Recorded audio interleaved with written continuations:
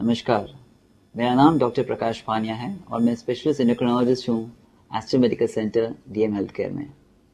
आने वाले कुछ मिनटों में मैं आपके साथ डायबिटीज़ के बारे में कुछ बातचीत करने वाला हूँ। हर 10 सेकंड एक पेशेंट डायबिटीज़ से मर जाता है। हर 10 सेकंड 2 पेशेंट्स को डायबिटीज़ डायग्नोज होती है।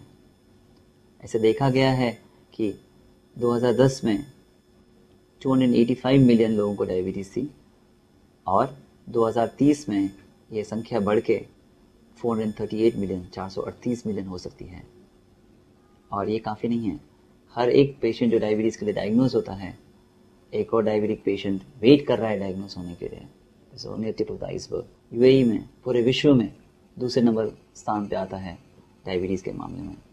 और यूएई के निवासियों में 20% डायबिटीज़ देखा गया है और यूएई के लोकल्स में 25% डायबिटीज़ देखा गया है। तो डायबिटीज़ होती क्यों है? क्या क्या चीज़ें हैं जो डायबिटीज़ को कॉज करते हैं? काफ़ी हैं ऐसे। खानदानी फैक्टर्स हैं, हेरिडिटरी फैक्टर्स जिसको हम कहते हैं। मोटापा है, सेडेंटरी लाइफस्टाइल यानी कि हिलना जुलना नहीं, एक ही जगह पे बैठा रहना, जैसे कि मैं बैठ के आपसे बात कर रहा हूँ। पुअर ईटिंग हैबिट्स, गलत खाना और सबसे ज़्यादा स्ट्रेस, ये सब चीज़ें डायबिटीज़ को कॉज करती हैं। और अक्सर हम डायबिटीज़ को मोटापे के साथ, ब्लड प्रेशर के साथ और कोलेस्ट्रॉल के साथ पाया जाता है और इनको हम डेडली कॉटेड कहते हैं, साइलेंट किलर्स कहते हैं। फिर आखिर डायबिटीज़ है क्या? क्यों होती है डायबिटीज़? डायबिटीज़ में एक ड्यूअल इफेक्ट होता है। या तो हमारा पैंक्रियास बराबर इंसुलिन बना नहीं पाता है, या तो अगर वो बनाता है तो वो बराबर काम नहीं कर पाता है। तो इसकी वजह से डायबिटीज़ होती है। तो डायग्नोज कैसे करते हैं? एक भूखे पेट ब्लड शुगर चेक कर सकते हैं, उससे समझता है। खाने के 2 घंटे के बाद शुगर चेक कर सकते हैं, उससे समझता है। 75 ग्राम ग्लूकोज पिला के 2 घंटे के बाद शुगर चेक कर सकते हैं, उससे समझता है। और एक एंटिटी है जिसको हम कहते हैं HbA1c या ग्लाइकेटेड हीमोग्लोबिन, जो आपके पिछले 2 से 3 महीने का एवरेज शुगर जो है उसको बताता है, उससे हम आपको समझता है। तो ऐसे कारण, ऐसी चीज़ों से हम डायग्नोज कर पाते हैं कि डायबिटीज़ है कि नहीं है। आपके डॉक्टर्स आपको बताएंगे कि क्या नॉर्मल फिगर्स हैं, क्या बॉर्डर लाइन है और क्या डायबिटीज़ है। तो अपने डॉक्टर से संपर्क करें तो आप बता पाएंगे आपको उसके बारे में। उसके सिम्टम्स क्या होते हैं या कि उसके अलग टाइप की डायबिटीज़ क्या होती हैं। अलग अलग टाइप की होती हैं। पहले होता है टाइप 2 डायबिटीज़। 90% लोगों को टाइप 2 डायबिटीज़ होती है, जो बुजुर्ग लोगों में या ओबीज लोगों में या मोटापे के साथ पाई जाती है। बाकी कुछ 5-10% होती है टाइप 1 डायबिटीज़, जो हम बच्चों में अक्सर देखते हैं और इनको इंसुलिन लगाने की ज़रूरत पड़ती है। तो एक डायबिटीज़ होती है जो हम प्रेगनेंसी में पाते हैं, जिसको कहते हैं जेस्टेशनल डायबिटीज़। और आखिर में कुछ अलग अलग प्रकार के डायबिटीज़ हैं जो टैबलेट्स के ज़रिए, कुछ इंजेक्शंस की वजह से, कुछ इन्फेक्शन की वजह से, कुछ पैंक्रियास के प्रॉब्लम्स की वजह से डायबिटीज़ होती है। उसके सिम्टम्स क्या होते हैं? कैसे समझते हैं कि डायबिटीज़ है? अक्सर प्यास बहुत लगती है, पेशाब के लिए बार बार जाना पड़ता है, रात को काफ़ी बार उठना पड़ता है बाथरूम में जाने के लिए, वज़न अचानक कम होने लगता है, थकावट लगने लगती है, आंखों से थोड़ा धुंधला नज़र आता है और अगर ज़ख्म होते तो ठीक से बढ़ते नहीं हैं। ऐसे लोगों का मानना है कि अगर ये सब चीज़ें अगर हों तो डायबिटीज़ हो सकती है, लेकिन ऐसा ज़रूरी नहीं है।